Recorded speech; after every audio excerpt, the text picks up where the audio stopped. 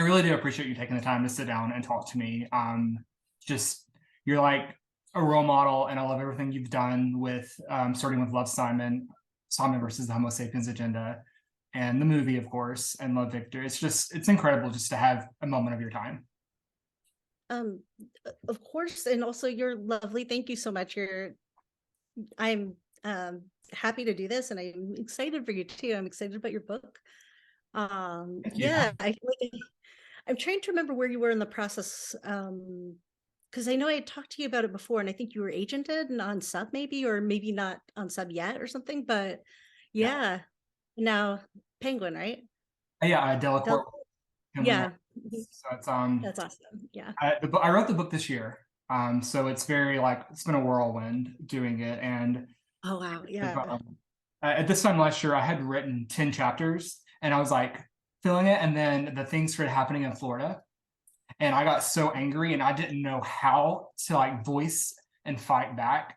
And like I started looking at what I was writing and realized like in the First Wives Club at the end of the book, they get together and they do a nonprofit for women. And that kind of clicked in my head.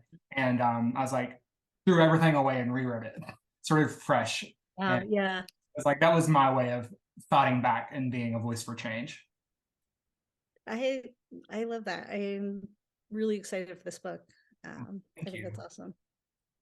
Yeah. Um, this We're Here newsletter is kind of something that originated in the book Last Boyfriends when I started writing it. It became like a battle cry. And I think that it's the most simple phrase, but like we're here, like get used to it, or we're here, remember us. And that's what kind of originated with this newsletter and this concept of me trying to like make a resource guide leading up to the publication of Last Boyfriends.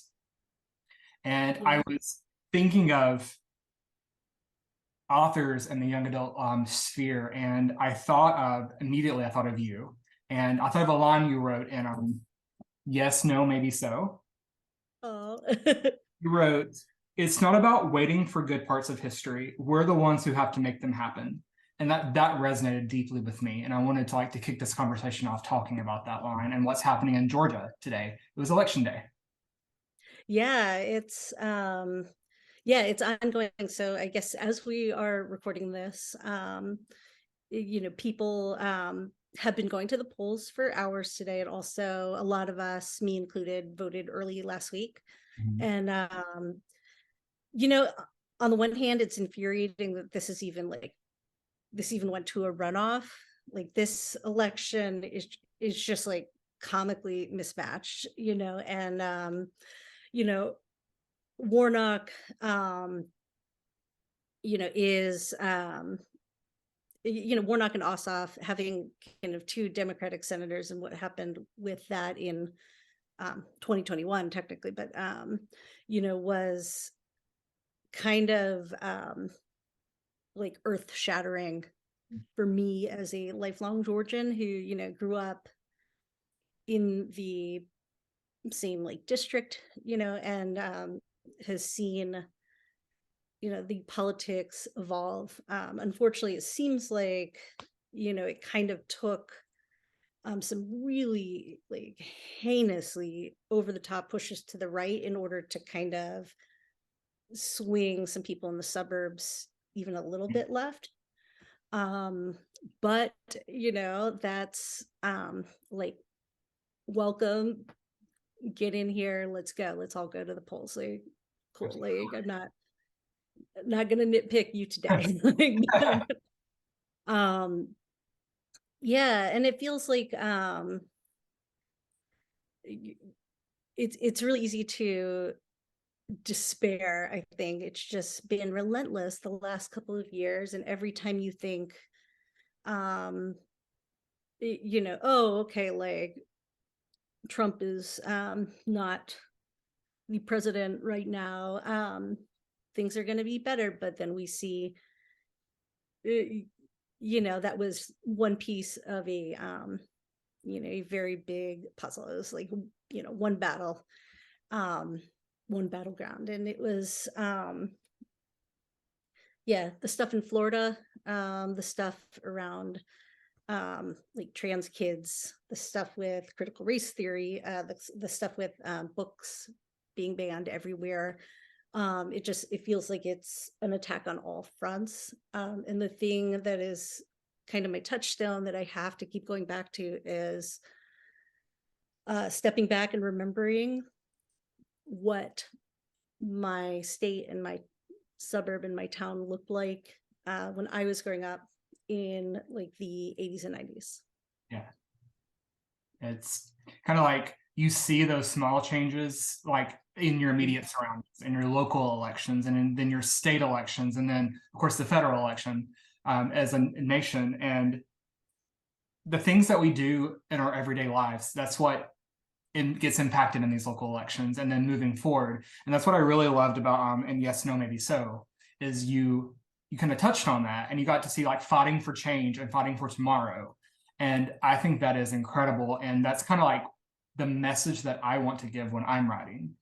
And if anybody that's watching this can see that we have to make that happen. Like we have to find ways ourselves to affect change. And you're doing it. That's why I wanted to talk to you about that. And it's so important.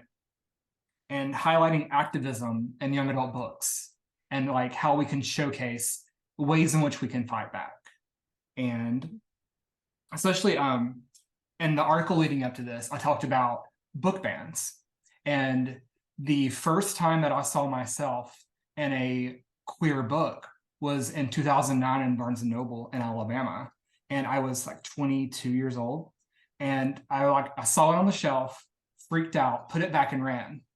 And then like later snuck back to buy it for my friends. And it's called The Vast Fields of Ordinary by Nick Bird. And it's also one of the top banned books. Like whenever there's a book ban list, it's always at the very top. And it like hurts me because I don't know if I would be here today without that book. It kind of shaped me. And I'm thinking of teens that might be going through something similar, and wanted to get your thoughts on that, of how this is not just impacting the immediate times, how it's going to impact the next couple of years, and how we have to be a voice for change now for tomorrow.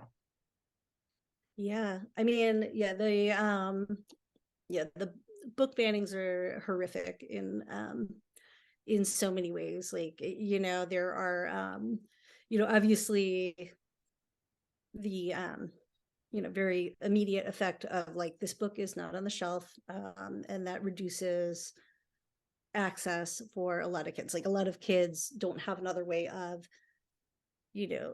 getting these books, or even just like seeing them on the shelf and like knowing they exist other than like school libraries and stuff. Some kids do, some kids don't. And so there's that layer to it. There's also it is maybe this is not my immediate priority, but I do think it matters that kids who we would want to be reading these books, whether they're part of the queer community or not, just empathy and allyship, and those are missed opportunities as well. And then there's just like the shifting of the Overton window. There's just the like implications that come along with these book bannings, the messaging around them. All of these different pushes coming from the right against queer people, and particularly trans people. They're all connected. The the groomer narrative, just this idea of like queer stories and queer lives being somehow like less appropriate than non-queer lives. And it's hard to talk about, and it's hard to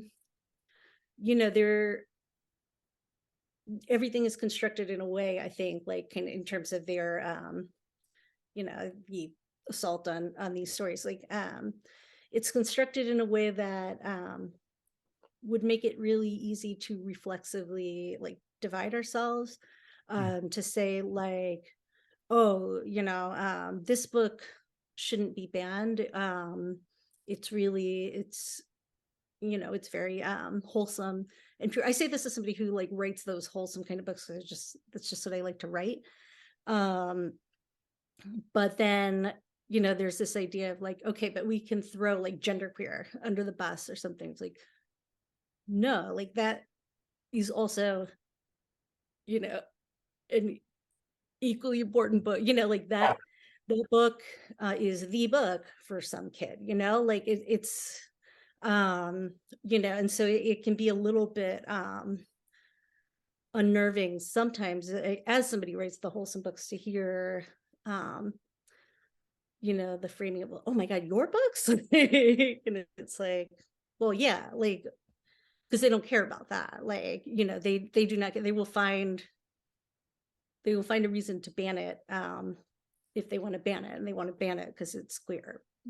But Mhm. also, um yeah, we need these books, and we need the full range of these stories, because not every kid is going to see them sell, you're not going to see yourself in the same book as Yeah. kid It's from across the street or from across the world. 'cause we all have different identities and we different moods and personalities, and we need the vast array of topics and books, whether they're wholesome, whether they're books about fighting back, about changing the election, about, or I'm sorry, I meant challenging the election. Uh, Mhm. so imperative that we have that, because we're like how many touch points are being out there for teens who are reading it and who need it in that moment.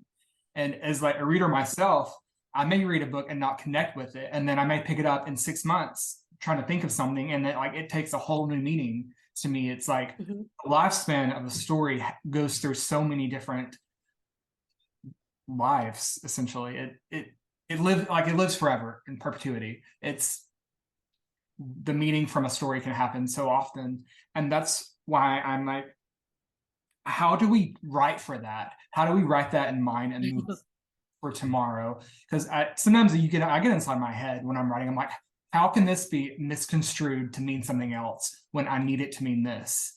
And it would be a question I would want to pick your brain about, is how do you approach writing in that regard if you do that, and thinking about how does writing for change affect you and your style of writing? Oh man, I don't know. That's a tough one because sometimes I don't even realize that I am letting that happen in the moment, and then I can kind of go back and see that.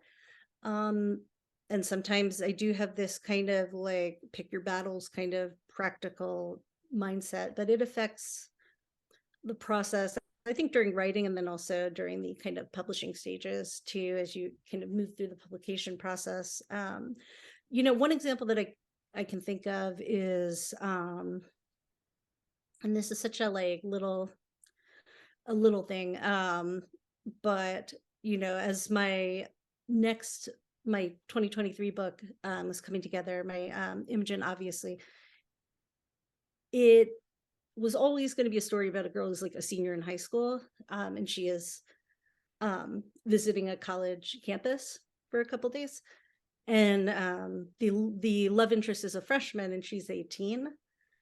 I did not even humor the idea of letting Imogen be a 17-year-old senior. I made sure she was an 18-year-old senior. I wasn't going to lead into any, Yeah. like, I just, I don't know what that decision process would have looked like if Imogen hadn't always been a senior. She was going to be 17 or 18, like, but And that's one at thing least that in, yeah. people would pick Um up on, that like when they want like all the noise out there in the world that's trying to fight mhm. back about the good we're trying to do. That's one thing that they would pick up on. I feel like they would like force a narrative upon you about writing these characters, and For which sure. Yeah. happens to everyone. And so it's, you got to think that through. And I would have not have had that. Like, I would have probably thought that at the end of writing it. I would have realized, crap. I like when I'm trying to analyze it. So I'm really glad that you were able to get that together and think that through.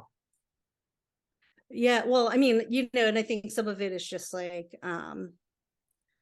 you know, at this point in my career, I'm like, I've been playing this game for so long. I'm like, I have been criticized for everything, sometimes very fairly, and sometimes in ways that I don't want to say they're unfair, but maybe ways that I don't yet understand. Um, And then sometimes in ways that I think are somewhat influenced by messaging, whether that is, messaging around like purity culture or just I think yeah, I like, even with Simon, like Simon is like to the point of being mocked all over, like Simon is very wholesome, like particularly the movie, it's like very chaste, right? Like it's it is very much a like if like critics of Simon will often say like they find it to be sanitized. I'll just talk about the movie and make this separate from my art, right? Like, so if you're talking about Simon, some people feel it's sanitized. Like I'm not gonna like weigh in on the validity of that or not. But what I will say and put right next to it is that there are also people who will watch the same movie, read the same book, and say that it is like overtly sexual and wildly inappropriate, and that it is, like these are um, scenarios that we should not be talking about with our kids. And people get kind of sneaky. Like usually people who are leading these kinds of discussions, like they won't necessarily come out and say like, I don't want um I don't want to show my children like, that a gay kid exists, or even like, two boys kissing on a Ferris wheel or something. Like they will find another reason to make it inappropriate. It's They disguise their hate in a different way to make them feel better about launching an attack. yeah, yeah. And to like muddy the waters. Like it's just, it seems to be kind of the game is like um throwing everything against the wall, seeing what sticks, kind of making it just feel just vaguely like, oh, this might be shady. And Mhm. that kind of I think their goal is for that messaging to just like hang in the air around queer stories. Yeah, Um, yeah. a lot of people weighing in, making noise about it, and it can get hard trying to like wade through all that noise to find your own voice. And Mhm.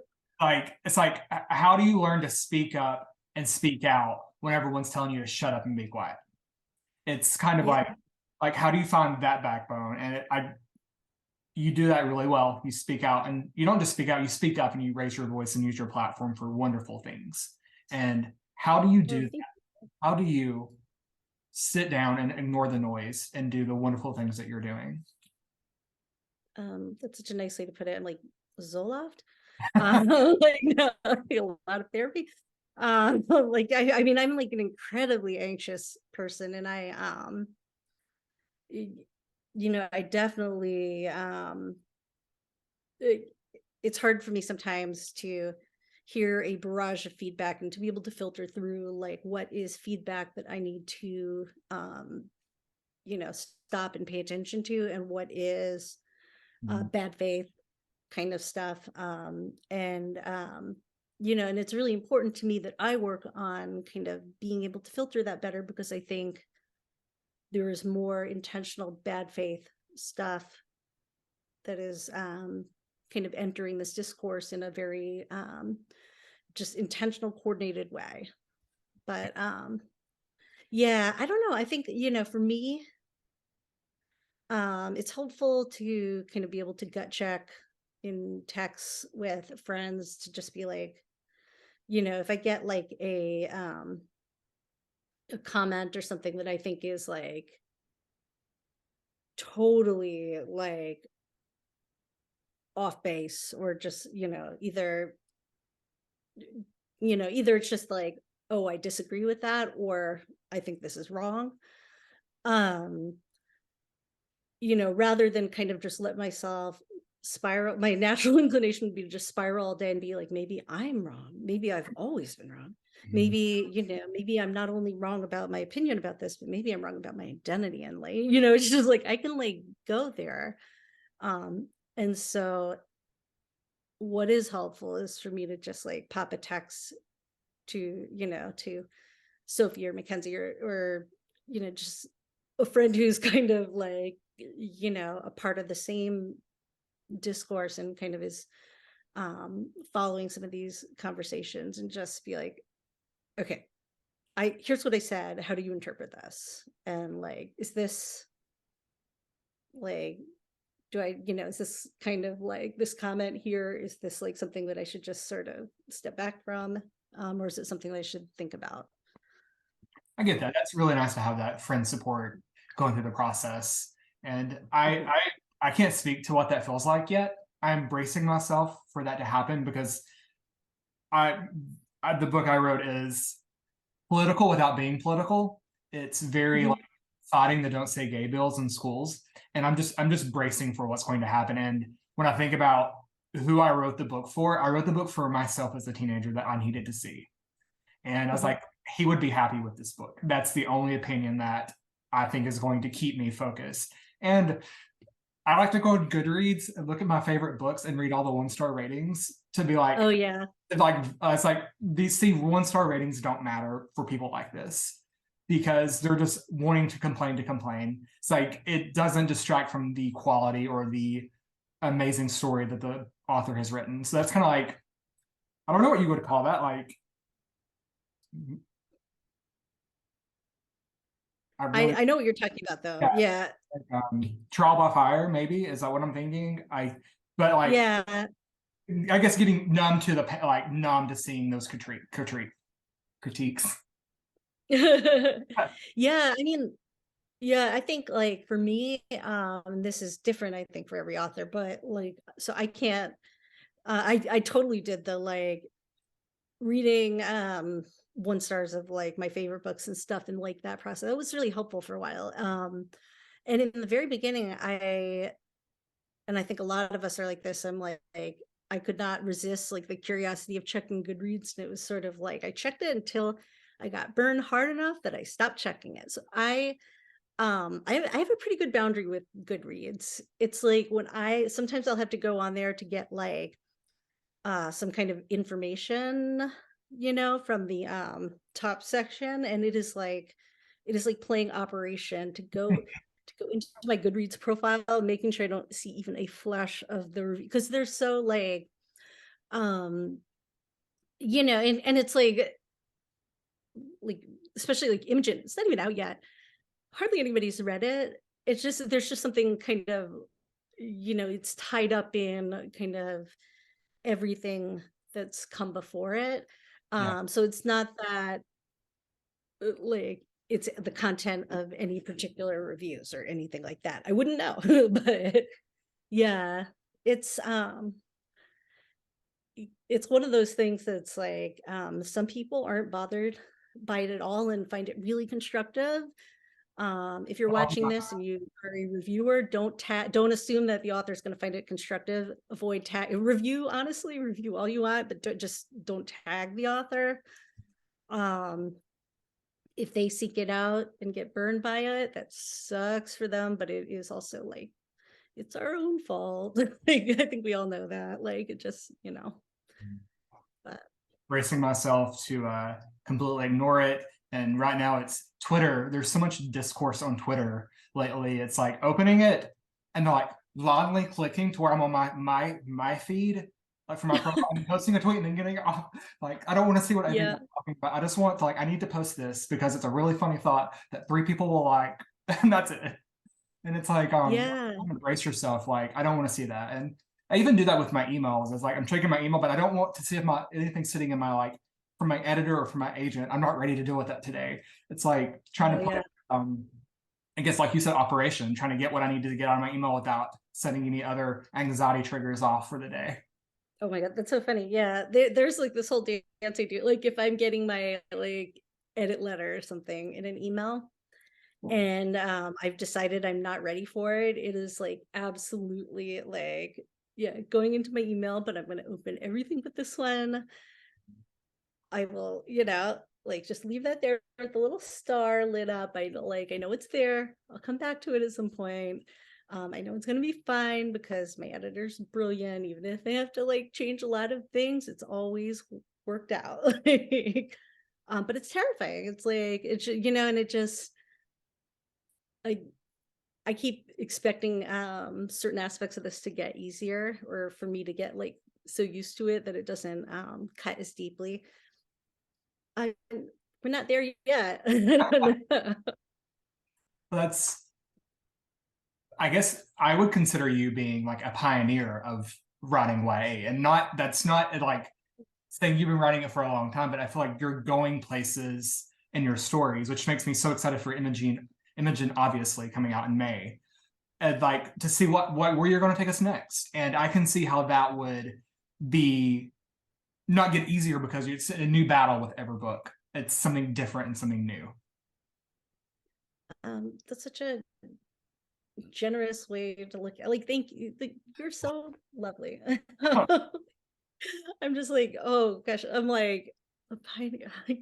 Like, I'm just like, I'm just writing about these like college kids making out. Like, they're just making out. That's the whole point. Like, but no, it's um yeah, it is this kind of tension, I think, between the storytelling aspects, which of course are um tapping into things that are really personal or really important to us, and just eh, you know sometimes you know more memoir than a memoir would be. And then there's the fact that at some point in the publication process, it kind of switches from being like your diary to like a product. And that tension doesn't go away with this book. Like, this book exists forever as both,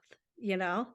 Um, and I think that's what's really special about this job. It is, fully at the heart of, I think, all the best moments of this career. Um, but it, of course, makes things fraught and hard, um, and really, really complicated sometimes. Yeah. Yeah. I only have one instance of feeling that way, and that was because I, like you mentioned earlier, like when we first met, I was agented, I was getting ready to go on submission. That was 2 books ago, that never saw the light of day. Mhm. And this one is having it went on submission. It was on submission for 5 days, and I had a phone call from my agent, and then the next day had a video chat with who is now Oh my yeah. editor. And just like seeing her reaction to my story, it was so validating. It's like those 3 months of like kicking myself in the ass writing this, that feeling was worth it. And I can like just take that and magnify it on a whole of your book coming out. I can see how rewarding it would feel. It's like focus on the good things and ignore the bad, because each good thing is worth 100 bad things. Yeah. Well, and that's kind of the mindset that I try to live in. And it's hard sometimes. Like, it is hard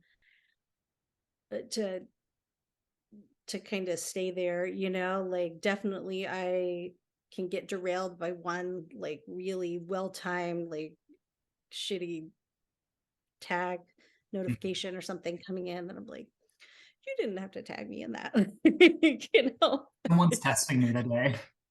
yeah. And it makes it's just like, sometimes it's all it takes to, like, topple everything, where I'm just like, I'm a fraud in every way.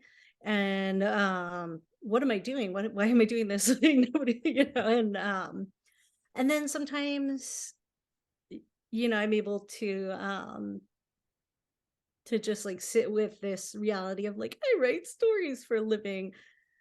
I confirmed by my like fifth grade diary that this is like career of my dreams, like, so. It's great. That's a good note to bring our chat to an end to. And I do, you've been so generous with your time, and I just want to ask you one last question. Yeah. Tell us a little bit more about your upcoming release in May. I'm so excited, and we mentioned it, Imaging, obviously, but just give us a little. Can you give us a little hint about what's going to happen, or something like that? Yeah, I this is like my favorite thing to talk about. I'm like embarrassing about this book. It's like I don't even know if it's good. I really don't even know if it's good. I just know that like I'm like attached to like I'm having trouble like letting go. I'm having trouble like starting a new book. It it's like it definitely hasn't been like quite like this since Simon, maybe even more than Simon. Like, is it's just like in terms of um just how like viscerally I feel certain aspects of this story. But yeah, it's a book about a very, very good ally, like a really good ally who she's straight. She doesn't want to overstep. She is like very, very careful not to take up space in the queer community, even though she kind of exists in this bubble that's like right next to it. With a lot of her friendships, her sister is queer. And so it's kind of the starting point for this book is she is like visiting her best friend in on campus. She's gone to college, and circumstances lead to that boundary that Imogen has constructed becoming a little bit more porous and like a little more fluid in her kind of having an opportunity to I think at one point she describes it as like her autocorrect. She's like turned off the autocorrect on her sexuality for a second. um and that's what the book is about. And I feel that's so important because a lot of people go through that where they feel like they have to be put in a box and they can't just be free to explore who they actually are. And it makes me even more excited to read it. I am waiting for an advanced copy through Otherwise Rock right now. I need to read it now. I can't wait until May. But Oh, thank you so much. thank you for being here, and I appreciate all of your discussion. Likewise. And yeah, and as you move toward publication and stuff, like I'm here for if you ever um need to check in about anything or vent about anything, or if any of this publishing stuff is really confusing, because it is. But yeah, I'm reading for you. Yeah. Thank you. I really appreciate it. That means a lot to me. Thank you. Thank you.